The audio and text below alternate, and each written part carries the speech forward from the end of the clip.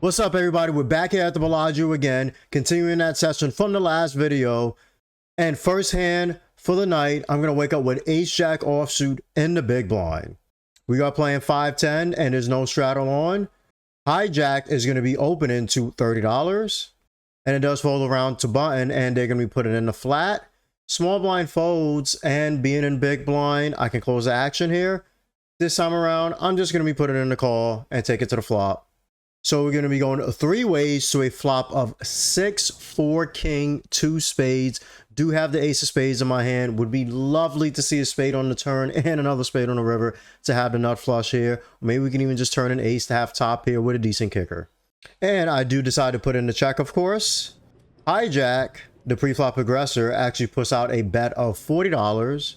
Button comes along with the call. And not going to go anywhere yet with all the reasons that I said before. Ace of spades, can turn an ace, etc. So I'm going to be flicking in the call as well. So we're still going to be going three ways to a turn. And it's going to come the 8 of spades. Really good turn here. We do have the ace of spades. We are 80% of the way there to hitting a nut flush. And I put in the check. Hijack puts in the check as well. And button actually starts to grab some chips here. Looks like they're going to be firing a bet here. They load it up and it's going to be a bet of $150. And by the way, this is the same person from the last video that caught me with the ace 5 suited, saying that they weren't bluffing on the river. And with that being said, I know that this player could be a little bit tight. And I was thinking, this might be a good time to put them to the test.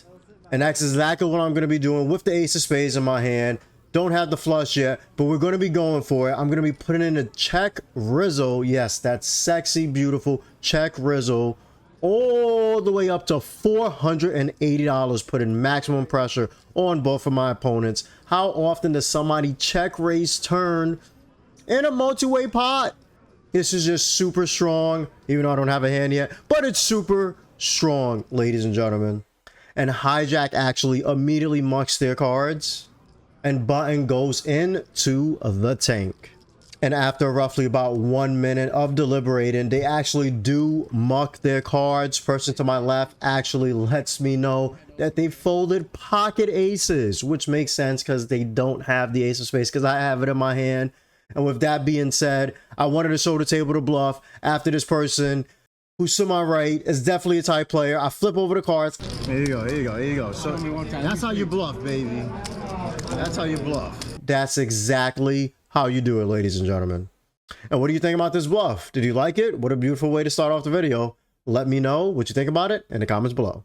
And for the next time, we're going to have a bomb pot at the Bellagio. And I do love playing them here. It's just going to be a single board, hold them, nothing too crazy. Don't really like doing the double boards. It just takes way too much time. And most of the time, you just don't have a winner. And this time around, all of us is going to be putting in $30. There's going to be 6 of us here at the table for this one. So we're going to be going 6 ways to a flop of a 7, 10, 9 rainbow with pocket jacks. What a beautiful flop for pocket jacks. And to make things even better, I actually have the button. We are on the button. In position, we have control of all the action here in this bomb pot. Best position to be in. And my opponent to my left, who's actually been drinking a little bit, does actually just lead here, multi-way, making a bet of $80, roughly 50% on the pot already. Pretty massive bet here, and this is a really strong bet to be doing this 6 ways in a bomb pot when you're first to act. And surprisingly, it does fold all the way around to me. I guess nobody really had anything to continue with here. And with pocket jacks here and being in position, not going to be raising this time around, just in case they can have 2 pairs. Once again, in bomb pots, ranges are infinite. So I'm just going to be flicking in the call. And we're going to go to a turn and it comes a 4 of hearts. It's a relative blank there. Not much going to be going on with the 4 of hearts unless they have exactly like 10-4 off or 10-4 suited or some nonsense like that. So I feel really good about this card. And my opponent, who once again has been drinking, is not slowing down here. They put out a bet of $150. And once again, not going to be going anywhere. Roughly 50% of the pot again. And also not going to be raising. We're just going to be flicking the call so that we can once again pot control. And we go to the river and it comes my lady, the queen of clubs. Did not really want to see the queen. Obviously now if they have queen 10, I'm losing. and they could possibly have a straight. I mean, they could have had a straight already with 8-6. That'd be really rough for them to have that, of course. And on the river, my opponent does check, which is really a good sign here. And I only do have pocket jacks. Obviously, I can lose to some random queen X now. They're drunk. They could be barreling that. And they can just have two pair once again. And a bomb pot ranges are infinite. Just have to be super careful here. So with that being said, I do elect just to play it safe. I check back here. My opponent does show the 10-5 offsuit. So they had top pair on the flop with an extremely weak kicker betting like that. And well played by me. Really no point to bet the river there. I love to see it. We take it down. And for this hand at the Bellagio, we're going to have ace-5 suited in the straddle. Yes, the straddle is on. I put it on. I wanted to bump up the stakes a little bit. So it is going to be $20 for everybody to go. And it does fold around to my opponent in hijack, and they're going to be opening to $50. And it does fold all the way around to me in big blind. Not going to be putting in a 3-bet here this time. We're just going to be putting in a call. And we're going to be going to a flop of 8-4-3 rainbow. Pretty good flop here. One club on the board. We can go backdoor to a flush, and there's backdoor possibilities to many straights as well. We have a gutter to the 2. If a turn comes to 6, then we're open-ended to the almost nuts. So looking pretty good here on this board so far. And with that being said, not being a pre-flop aggressor, I'm going to be putting a check to him. And they do load up a pretty well-sized bet here. They make it $70 to go. Pretty surprised to see this big of a bet here. But hey, we're not going to be going anywhere yet with having a gutter to which would be the said nuts. Really don't see my opponent having 5-6, and it's really hard for them to have 5-6. I mean, I have a 5 in my hand. But yeah, really hard for them to be opening that from hijack in most cases. So yeah, like I said, we're going to be putting in the call, and we're going to be going heads up to the turn, and it comes the 7 of spades. So now I do pretty much have a double gutter like I just talked about. We can hit a 6 for a straight, and I can hit a rubber ducky for a straight on the river as well. Let's hope we can get to it though. I do end up putting in a check, and my opponent luckily does check back, so we get to realize our equity for free. We go to the river, and it comes the 10 of hearts. Not the best river here. And now I actually, for some reason, go into the tank here because I was thinking, maybe this is a good time to turn my hand into a bluff. Now, that's what I was thinking in game, but of course, looking back at it, it's not the best idea. Just feel like I'm over bluffing here, to be honest. But with that being said, I kind of just went for it anyway because sometimes I just don't know how to slow down. And this is one of those sessions I didn't know how to slow down. It happens. It's cool. I mean, we got the bluff through with the ace of spades and the jack in that other hand. Let's see if we can get it through this time. And I end up loading up the clip here. I put in the massive overbet for $360, knowing that this is going to put my opponent in the blender, and they go into the tank. I'm like, what the hell? Are they really tanking here? You've got to be freaking kidding me. You really have something to call with here after betting that big on the flop, checking the turn? Come on now. And after tanking for a minute and a half, my opponent actually flicks in the call, and I just announced that I have ace high, and they turn over 7-6 suited. They literally called third pair. I am really surprised that they actually did find this call against me, but I did talk to them later in the session, and they did let me know. I bluffed that spot. They just felt like I was the type of person I was bluffing, and yeah, apparently they just called me in one of those sessions where I couldn't control myself. But like I said, really rough spot here. I don't like the overbet. I don't like the bluff here. Could have just checked it, gave up, called it a fucking day. So we're taking out that last hand, but this hand we have the straddle on again. So it's going to be $20 to go. It does fold all the way around to cutoff, and they're going to be opening to $50. Folds all the way around to me in the straddle, and I'm going to be putting in the call. So actually be going heads up with queen 10 off to a flop of 10 ace 2 clubs. It's an okay flop here. I do have second pair, obviously losing to an ace already, but hey, there are clubs out there. Don't have a club in my hand, so my opponent could have a flush draw. I have to keep that in mind. But yeah, let's see what we can do with our second pair, third best kicker hand, basically. So yeah, we put in the check, and my opponent does put in the C bet. They make it $40 to go, roughly 33% of the pot.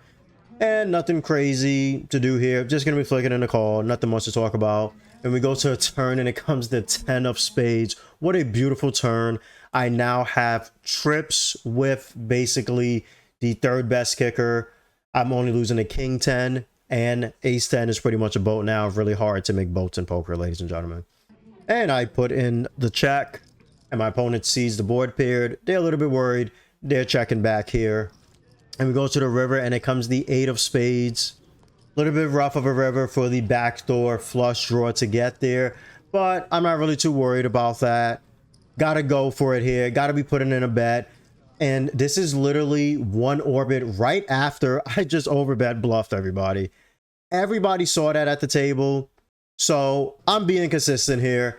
I'm going for it again with the overbet. I make it $300 to go with trips. Don't really believe my opponent can have spades here. And I really want them to call that ace, or maybe they want to call third pair like the other person there. Who knows? But we're trying to get them to call something. And they do think about it roughly for 30 seconds. But unfortunately, they do lay it down. So it kind of sucks. When I overbet as a bluff, I get called. When I overbet when I actually had it, I don't get called. But sometimes that happens in poker. But once again, for this hand, the straddle is going to be on, and we wake up with it in the small blind. We wake up with the best starting hand in poker, pocket aces, the Rockets. Let's hope we can get it in and stack somebody. And for this hand, sadly, I do have pocket aces, but it looks like it's going to be a limp party. Somebody in middle position puts in the limp. Another person in middle position puts in the limp.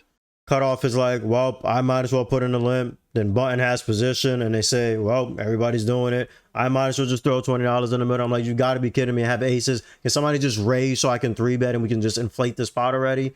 But yeah, with that being said, with all of these limps, I'm going to have to do it myself. I'm going to have to be bumping it up, and I make it $150 to go. Definitely want to make sure you don't go too small here. I do not want to go to a flop 5 ways. And with that being said, one person in middle position does fold, one person calls, cutoff calls, and button actually folds. So I got exactly what I wanted. Instead of 5 ways, we're going to be going 3 ways to a flop of 10, queen 10, rainbow. And pretty rough flop when you have pocket aces. I mean, I'm automatically losing to a 10, but maybe somebody just has a queen, or maybe they just have some random pocket pairs that they've just been limping. You know, nobody's range is really extremely strong here, so they may not even have a 10. So with that being said, I'm still going to be putting out a c-bet here. I make it $130 to go, and my opponent in middle position folds, and cutoff actually folds as well, so I'm not going to complain with this result. I am happy to see folds when there is a paired board. Do not want to get put into a rough situation with pocket aces. And the straddle is on pretty consistently right now. And we have ace 9 offsuit, this time, once again, in small blind. And it does actually fold all the way to me in the blind. So it's actually going to be a blind versus blind straddle battle here. 3-way battle here. I do open up to $60 and the big blind does call. And the straddle is going to be calling as well. So we're actually going 3 ways to a flop of 9, 9, 10. What a beautiful flop when you have ace 9 offsuit. I have top kicker, 2 trips here. Nobody's going to have pocket 10s. If they have pocket 10s, then like that would just be freaking insane. But yes, nobody's going to have pocket 10s here. We're looking pretty good with trips. And this time around, being out of position, I decide to play it a little bit safe still, even though I do have the best hand. I am still going to be playing it safe here with my range in general. So I do put in a check. And then unfortunately, big blind puts in a check. And then the straddle puts in a check as well. Not what we wanted to see. So we're actually still going to be 3-handed. And we are going to a turn. It comes a rubber ducky, 2 of clubs. And at this point, we got to start putting chips in the middle. There's no way I can let the turn check through as well. So I load up a little bet here. Didn't want to go too big. I just make it $60 to go. And surprisingly, when I make it $60 to go, the person in big blind raises in position to $210. I mean, this is exactly what the doctor ordered. What a perfect spot for me here. And now the decision basically is, should I call? Should I raise? And unfortunately, looking back at it now, I do not like what my final decision was. I actually elected to just call. I really hated this here. Should have just put in a 3-bet here with this strong raise in position. Got to get them to put more money in the pot, because the worst thing is for the river to go check, check, ladies and gentlemen. Especially if it's a really bad one. But with that being said, I do end up flicking it in a call. And we go to the river and it comes the queen of clubs. So at least it wasn't the queen of spades, but this is a really scary river. Obviously, they can have a straight, or they can believe I have a straight and they start checking back.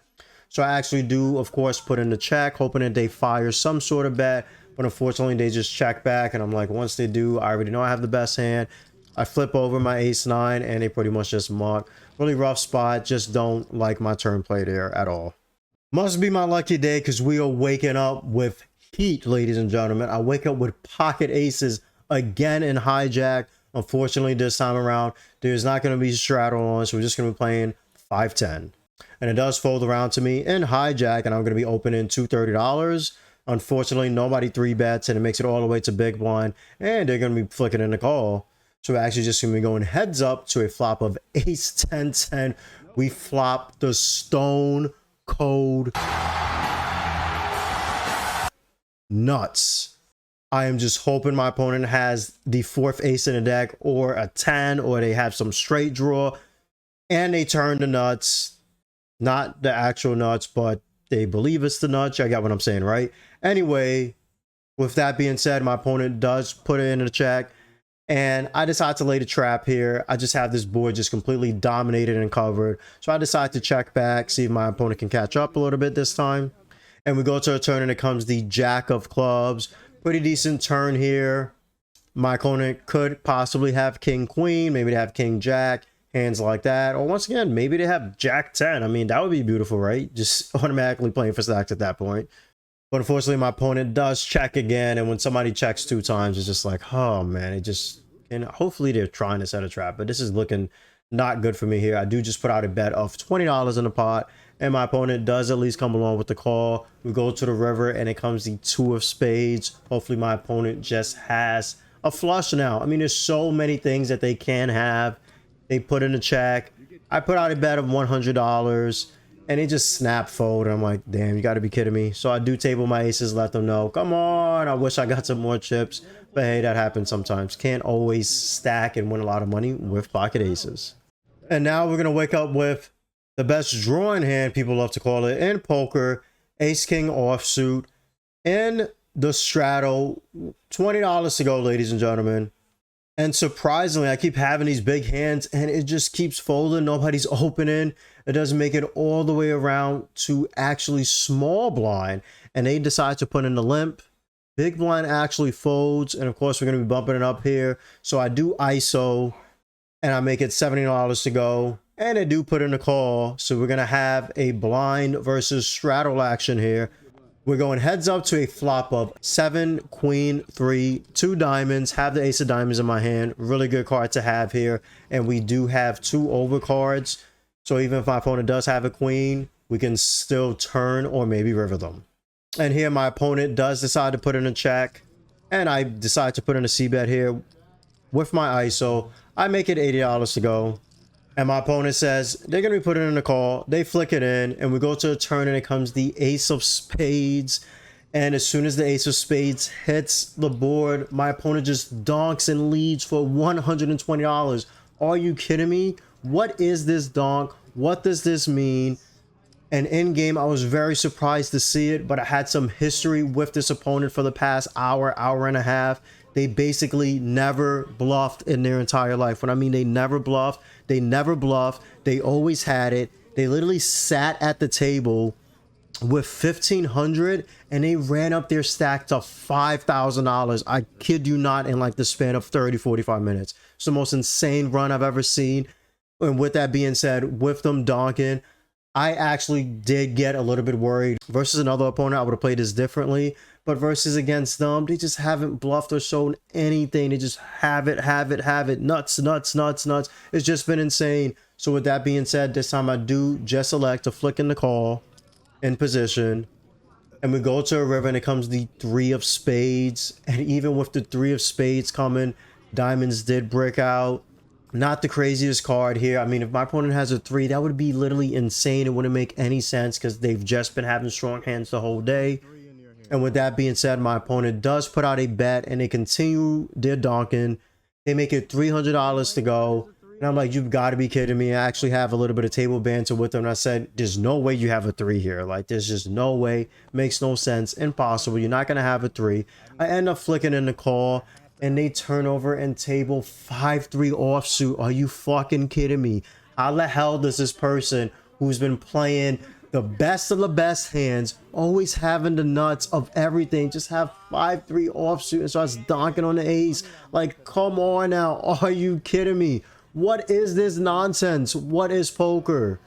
It's really just been one of those days where the boards are not coming out well. I'm also making some bad plays. But hopefully we can turn this session around at some point very soon. Can't keep taking L's like this, ladies and gentlemen.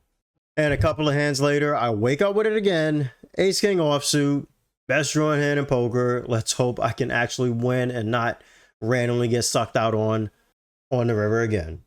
And it's actually going to be a straddle on this time. Does fold to me in cutoff and I open up to $50. Button is actually going to be put in the 3 bet. They make it $130 to go. And they did actually use this size because they are not playing $2,000 effective with the $20 straddle on. So it makes sense. They don't have the most chips behind. So no problem here. I understand what they're doing. It does fold all the way around to me. And of course, we're going to be putting in a 4 bet here this time. Not going to let them make this little small 3 bet. And then see a flop in position and play out of position here. So we're going to be putting in a 4 bet. I make it $400 with the 4 bet to go. I mean, perfect number, right? And with that being said, they end up putting in a call. So we're going to be going heads up to a flop of Jack 6-5 rainbow. Really rough flop here. Obviously, they could have a hand like pocket jacks, but they can also have a hand like pocket 10s, maybe 9s, even like ace queen, which I'm more than ahead of. So with that being said, I am going to put in a C bet here. Like I said, my opponent did not start with $2,000 effective. They did start a little bit short. And I decide to size it up this time. I make it $420 to go. And my opponent actually goes into the tank. And I'm like, what are they tanking about? And it takes them 30 seconds, 1 minute, roughly a minute and a half. And then they actually announced they're going to be all in. I'm like, you've got to be kidding me. Am I really running into it again? What are they going all in with? They can obviously just have a jack. Maybe they can have queen jack. If they have king jack, that's bad. Ace jack, that's bad. And hopefully they don't just randomly have a set of 6s or 5s. I don't really believe that my opponent would have that. This particular player really hasn't been 3-betting that much. So I believe that they should at least have more of a top of range hand. So with that being said, I only have 600 behind. And after they go all in, I'm like, if they just have a jack, there's just so much money in the middle. I can possibly spike an ace or a king to win this pot. Not going to be folding this time around. I am still going to be putting in the calls. Only $600 roughly more to go. So I do flick it in. I asked him if he wants to run it twice or once. He said twice is fine. So we do run it twice. So let's go straight to the run out. I don't have kings. I have queens. You have queens? Oh! Queens are probably going to be good. I got a chop? No, of course. And the run out is pretty much a brick city. First one comes a queen, my lady, but I don't have her in my hand this time, and a 5 on the river. And then the next one is a 4 and a 10. They have to have pretty much nothing for me to win. I let them know I have ace king and they turn over pocket queens, the ladies. I lose to my favorite hand. Really rough spot here. Just a rough session. Things are not going my way.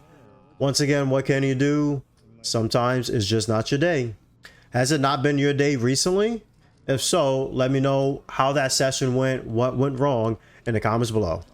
And not 1, not 2, but 3 times in a session. Yes, 3 times I actually get dealt pocket aces and I'm still losing at this point. Pretty insane, right? But yeah, we do have the Rockets again, and this time it's going to be on the button. $20 straddle is going to be on. And once again, this dumb nonsense bullshit is going on where people are limping and I have the best starting hand in poker. Getting dealt a good hand and things are just not really going my way with the pot being built up. But hey, once again, you can't bitch and moan. It happens in poker that way. So with that being said, it does fold all the way around to hijack and they're going to be putting in a limp. Very nice, very nice. Does fold to me on the button, and I'm going to be putting in an ISO. I make it $80 to go, and it does fold all the way back around to that opponent and hijack. They're going to be putting in a call. So we actually be going heads up to a flop of king, 3, 10, 2 diamonds. Don't have the ace of diamonds in my hand this time. But yeah, hopefully my opponent just has a king, maybe a 10 they're going to call with. Just some hands so that we can finally just build this pot somewhat. And with that being said, this is actually the same opponent I just played where they actually did win with the 5-3 off. So hopefully this time I can get some revenge and actually beat them in the spot. So with that being said, they do put in the check. I put out a bet of $80.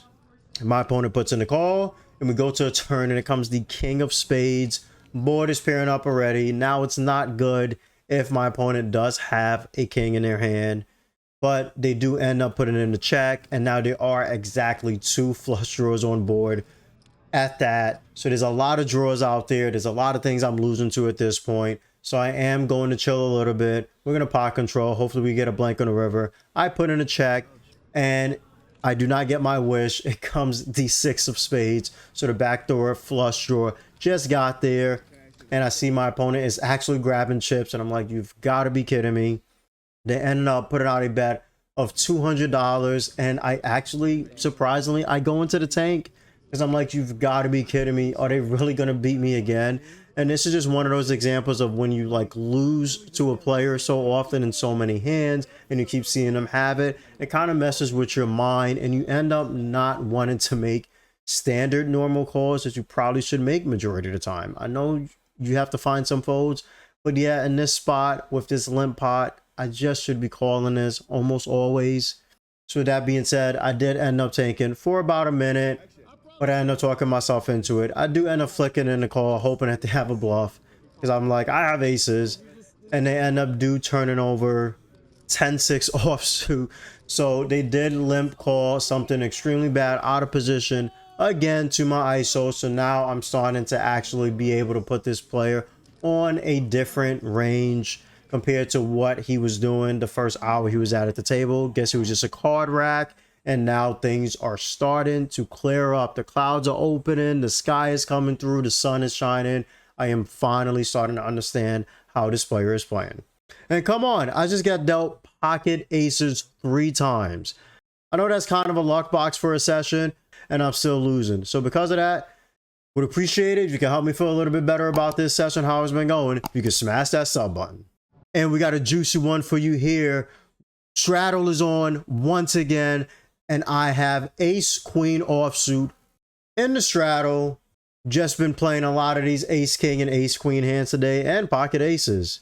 With that being said, it's going to fold all the way around to small blind. So we're going to have some blind and straddle action once again. Love to see it. These spots are always a lot of fun because ranges are a bit wider than they usually are in other situations. So small blind actually does open up to $50. Big blind actually puts in the 3-bet in position to $130. And keep in mind, the straddle is on here, ladies and gentlemen. And by them only 3-betting to $130, that is only a 6.5 big blind 3-bet. So I actually did keep this in mind when I was thinking about my size in here. Because yes, we're not flatting. We're going for it. We're putting in the nice, sexy, cold 4-bet. And the great thing about having a straddle on here and put it in that cold 4-bet is that we're actually going to have position on both players in this pot. This is a completely different situation compared to when you put in a cold 4-bet in the big blind versus a button open, a small blind 3-bet. Because in that situation, you are always going to be out of position if button does call, but of course you'll be in position if small blind calls. So with that being said, I think about my sizing and I make it $350 to go. Small blind, same player who's been playing at 5-3 offsuit and a 10-6 off. He flicks in the call, and the opponent to my right actually comes along with the call as well. This is insane. 2 players calling my cold 4-bet. But yeah, I did say it was going to be a juicy one. We're going to be going to the flop 3 ways, and it's going to come queen, deuce, ace. Love to see it. We just flop top. Yes, top. we are only basically losing to pocket aces, pocket queens, and pocket deuces. That's about it. And it's so hard for my opponent to have those when I already have an ace and queen in my hand. There's literally only 2 cards left in the deck, and they have to have both of them. Really hard for that to happen. And small blind actually puts in the check. Big blind puts in the check. And I put out a bet of $250. And my opponent in small blind actually puts in the check raise. Are you kidding me? What a time to be alive. They make it $500 to go. I'm like, let's fucking do this. I have top here. I'm not afraid of anything. Just have to hold to the river at this point. I actually did want big blind to come along for the party and the ride, but apparently they don't have much here. They actually lay it down, and I check my stack here just to see roughly how much do I have behind in relative to the pots. I was thinking about, hey, should I just get this in or should I call? But yeah, definitely do have a lot behind here. So I'm just going to be flicking in the call. Let's hope the turn is a blank. And we go to it and it comes a 7 from heaven. 7 of hearts. Perfect turn. That pretty much didn't help anybody in this pot. That's not going to help my code 4 bet. And that's not going to help this ridiculous calling of the 4 bet out of position by my opponent. And they start to grab chips, and I'm just looking down and I'm like, yes, put chips in the pot. Please put chips in the pot. They put out a bet of $500, and I look down at my stack and I'm playing roughly only $920 left. So basically, if I do call, it's only going to be $420 left. So with that being said, there's no point in just calling here. Y'all know what time it is. We're going to have an Aunt Jemima moment. We're going to be all in for a total of $920. And as soon as I announce I'm all in, my opponent couldn't call quick enough. They flick it in. And I'm like, okay, I just have to dodge a spade. They can have a flush draw. That's probably what I'm up against. Or maybe they can have some ace X. And if they do, hopefully they just don't have ace king. And we see a river king. So we go to the river and it comes a sad 9 of spades. I see it. I'm like, you've got to be kidding me. Don't do this to me. Do not do this to me. I've been getting fucked the whole day. Please do not have the flush. And I announce and I flip over my cards that I have ace queen. And my opponent actually, he shakes his head and he mucks his cards. So I actually beat him again after that ridiculous 5-3 offsuit hand. I get the last laugh here. I actually take them down, and it's so funny because they've been building up their stack for that first hour and it's been dwindling.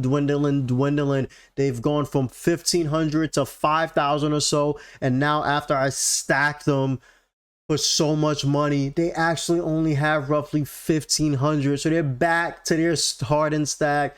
What a beautiful, beautiful day. I am so happy that I actually found this big hand at the end of the session. And let's go to the final results of the session. Remember, in the middle of part 1, when that video ended, I was down $2,200. And now after the second half of the session, I catch some heat at the end, especially with that big ace queen offhand. We hit big, and now I only finished the session only down $1,135. Not going to complain. That's less than a buy-in at the table.